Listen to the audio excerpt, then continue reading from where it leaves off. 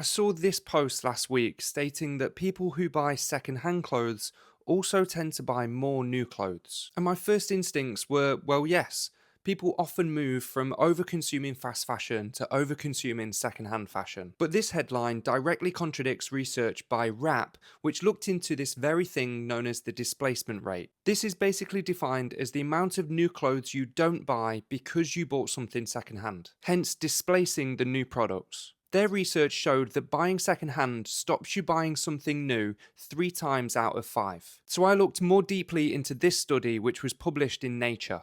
Critically, their sample was 1,009 nationally representative fashion consumers, not the general population. We know from other research that the average American fast fashion consumer is in this demographic. In contrast, the sample from the WRAP study was 7,000 people from the customer databases of several peer-to-peer second-hand platforms like Depop, eBay, and Vestiaire. Just from this information, it's far more likely that the American survey includes a high percentage of the regular fast fashion buyers compared with the customer databases of second-hand platforms. It's always important to consider the limitations to research studies, namely that these surveys rely on self-report data and people tend to overestimate or respond in a way which makes them look slightly better than reality.